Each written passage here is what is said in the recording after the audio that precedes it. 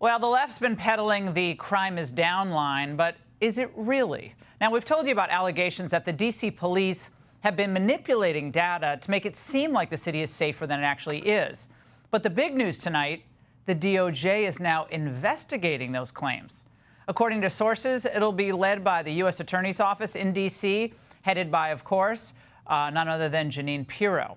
Here to discuss this and more, Deputy AG Todd Blanche. Todd, it's good to see you tonight. Now, these allegations first came out earlier this year. This was after the Metro Police suspended this commander, Michael Pulliam, for allegedly changing some of these crime stats. Can you tell us anything tonight about whether that goes further than just one commander? Well, no, I can't tell you for sure whether it goes further, but we're, as you just suggested, we're of course looking into this because the reality is that we know that D.C. has been an incredibly unsafe place to live for a very long time. And so in some ways, it's not surprising that we hear about reports of this type of conduct that suggests that D.C. is safer than everybody that lives here knows to be true. So we're investigating it, and hopefully we'll get to the bottom of it at some point soon. When the emergency is over in D.C., then these federal troops will pull out and the coordination will, I guess, be over. Then what? Just back to business as usual in D.C.?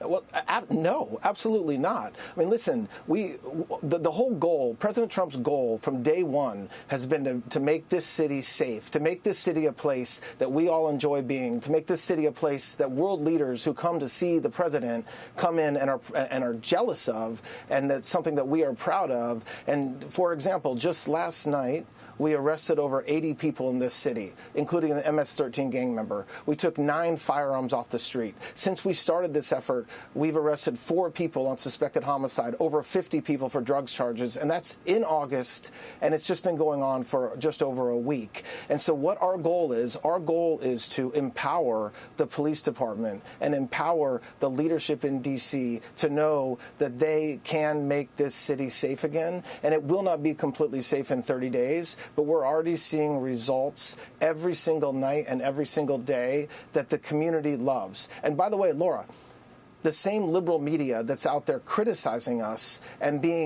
saying that we're doing something wrong and we shouldn't have the National Guard, they're the same liberal media that turn off the mics and jump for joy because they can now go to a restaurant without fear of getting mugged. They can now go home and go for a walk with their dog and their children without feeling like they're going to have somebody, a juvenile or somebody come and sucker punch them. And so this is a great thing for D.C. It's a great thing for America. And President Trump has talked about doing this for years. And so it's a good thing that he's doing, and we're happy to support him. Pulling people off the streets, criminals confiscating weapons, all that's very positive.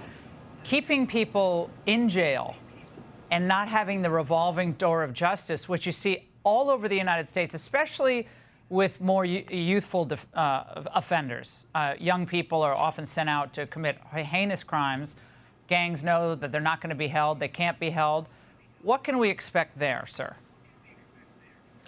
Well, it's a great question, and you identified a big flaw in our justice system in America, which is this revolving door, no cash bail that a lot of major cities have put into play because of extremely liberal left-wing activist groups who have suggested that this is the right thing to do. We're basically letting 99% of our community be unsafe because of the 1% that are out committing crimes. And so what are we doing? We're fighting judges. At the federal level, we're fighting judges who are letting people out of prison. And we're trying to, frankly, embarrass local leadership that feels confident in these no cash bail laws that allow somebody to commit a violent crime, and before the sun is set, they're back on the streets again. That is not America. That is not justice. That is not keeping America safe again.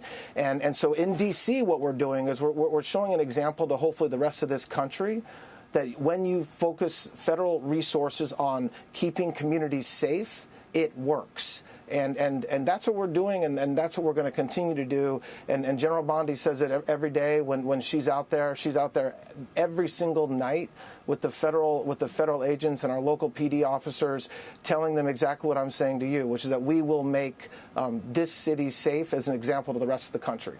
Now, I just talked about this in my angle, but y'all gave 32 sanctuary cities and states until today to provide a plan, a comprehensive plan on how they're going to cooperate with ICE. Now, the Boston mayor, as I just went through in the angle, is refusing to comply and, in fact, saying, no, they haven't given me the information that I want, and accusing you all of basically politicizing the DOJ. So what is the next step? Will they begin to see real pain in terms of losing federal funding since they are making the cities more dangerous with their policies? I mean, it's not just, yes, so federal funding, but this is about safety. It's incredible to watch the Boston mayor and some other mayors as well try to justify their conduct and justify what they're doing in their cities. They don't care, Todd. They don't care. So what are you going to do about it? They do not care, and they're giving you, the big middle finger. They don't care. Well, what we're doing is we've filed lawsuits in 9 states already, and you can expect more of those to come. There's potentially criminal investigations coming because in lots of situations, these cities are not just enacting sanctuary laws where they protect any information from coming to the federal government about illegal criminals that are here, but they're actually obstructing our efforts to do so. All we're trying to do, think about this for a minute, Laura. We're saying, can we go into your jails? The people that are charged with crimes, can we go in and find those who are here illegally and get them out? And people like the Boston mayor are saying no.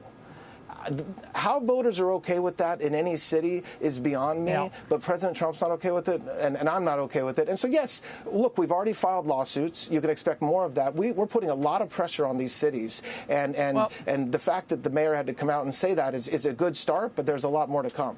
I think that Americans are frustrated. They feel like there's not going to be any accountability, that we say we file suits, and we do, but then ultimately people aren't put in jail. And that LaMonica McIver, the congresswoman who was at ICE and blocking ICE, and then there was that melee, and she ends up getting arrested, and then ultimately goes away. The New Republic has a story tonight saying that you personally ordered the arrest of this congresswoman. Do you have a response to that story tonight? It's Politico. Sorry about that. So I haven't read that story. I most certainly Well, they say that you Politico. ordered the arrest of this congresswoman, given what you saw. I for sure was part of the discussions around that horrible conduct by many, many people, including the congresswoman, frankly, that not just protesting. This is not peaceful protest. It's actually obstruction and actually assault on federal officers. So to the extent that somebody wants me to say that I absolutely authorized that, of course I absolutely authorized that. And there's no shame in me saying that. I don't know the source, but I'm not hiding behind decisions that we make and the fact that we're going to protect law enforcement every single day. I mean, the video that is available that's out there, judge for yourself. Is that what we expect Congresswomen to do? If a person on the street treated a federal law enforcement officer like that, or a cop, everybody would expect that they should be Bingo. arrested. So why on earth is a congressman held to a different standard? They're not. No, not going to get any complaint from us. It's obvious from that videotape. Todd, we appreciate your time tonight. Thank you very much. Hey, Sean Hannity here. Hey, click here to subscribe to Fox News YouTube page and catch our hottest interviews and most compelling analysis. You will not get it anywhere else.